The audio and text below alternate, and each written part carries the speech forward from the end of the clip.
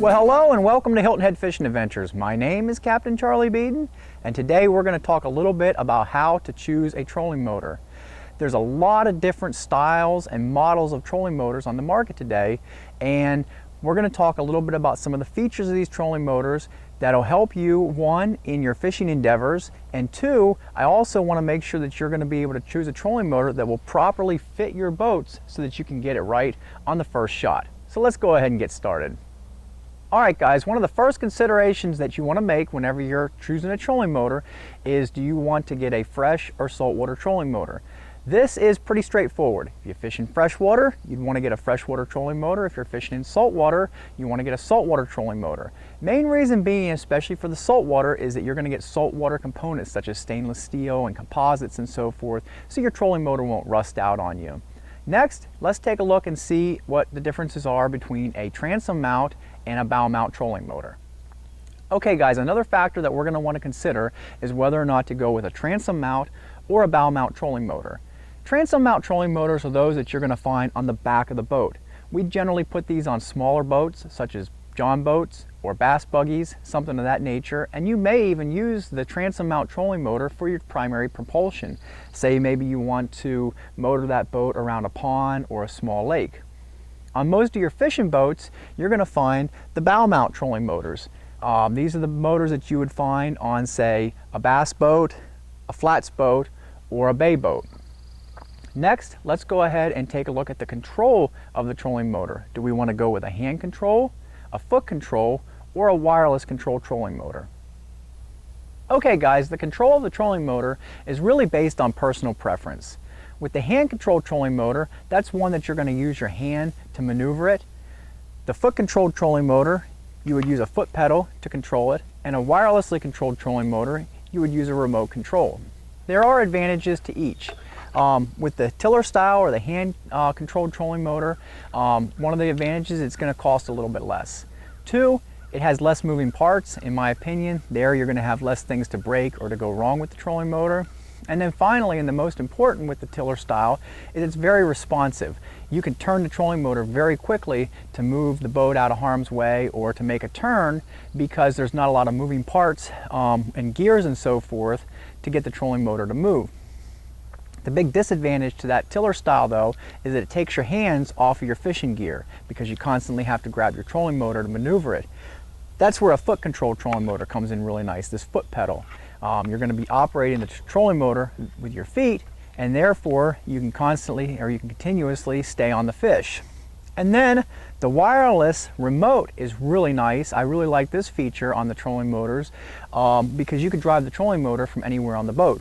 For example, you could stand on your poling platform, operate the trolling motor. Or I have on this boat, I have a stand through T-top, for example. I could stand through the T-top, get a nice height advantage looking down, and I can control my trolling motor well away from the front of the boat. So once again, this is personal preference, and it's something that you're going to want to consider before you make your purchase. Next, let's go ahead and take a look at shaft length. Okay guys, shaft length is a very important factor to consider when we're purchasing our trolling motor, and we need to do this before we make our purchase. This is the shaft of the trolling motor right here, this long tube. This is your lower unit, and this will be the head of the trolling motor. Basically, how we determine what shaft length that we're going to need for our trolling motor is we need to take some measurements before we make our purchase. Number one, down here in the lower unit, we want to leave about a foot, because the motor needs to be down inside the water here, and we don't want this blade to cavitate. So we want to have about a foot down below the water, and then depending on the size of on the length of our bow from here to the water line, we need to measure that, and then we need to figure out how far above the deck we want our trolling motor to sit. With a tiller style trolling motor, you may want this shaft to be a little bit longer because you need to be able to reach down to grab a hold of it. If you're using a wireless trolling motor, it may not be as important. It could be a little bit lower. So we need to add that in to our calculations. And then the big thing is we need to figure out how high our bow is. If I have a really high bow boat like this other one, I can measure it from the top of the deck down to the water line, and I can figure out how high I need in the middle of the shaft. On this boat, it's a little bit shorter, as you can see, so I don't need as long of a shaft length. So what we'll do is we'll calculate in 1 foot for the lower unit. We'll measure from the top of the bow at the front of the boat where the trolling motor will be mounted down to the water line, and then how high above the deck that we want the top of the trolling motor to sit. We'll add those three numbers together, and that'll give us a rough estimate on our shaft length. Next, let's go ahead and take a look at the thrust that we're going to need in purchasing our trolling motor. All right, guys, the most important factor that we're going to need to consider when purchasing our trolling motor is going to be the thrust. How much power we need with our trolling motor. The thrust is measured in pounds. You're generally going to see a trolling motor in, say, a 55-pound thrust or a 71-pound thrust or a 101-pound thrust. But how do we determine that? How do we know what thrust trolling motor we're going to need for our boat? It's basically based on the size of the boat that you have. That's going to be your number one factor. You can figure this out. You're going to have to do some calculations to kind of figure out the thrust that you're going to need. First off, you need to kind of figure out the dry weight of your boat. Most manufacturers are going to list the dry weights of their boat. So you take that number. You need to figure out how much your motor weighs. Add that number in. Figure up, how much fuel you generally carry. Do you carry a lot of weight with water in your live wells? Do you have a T-top? How much weight do you carry in passengers? Add a few hundred pounds for gear, and so forth. I mean, get a rough estimate on how much your boat weighs, and then once you have that, you can start to figure out what size trolling motor you need. As a general rule of thumb, for every 50 pounds of weight that you're carrying on your boat, or for every 50 pounds of weight that you're going to have fully loaded on your boat, you need 1 pound of thrust.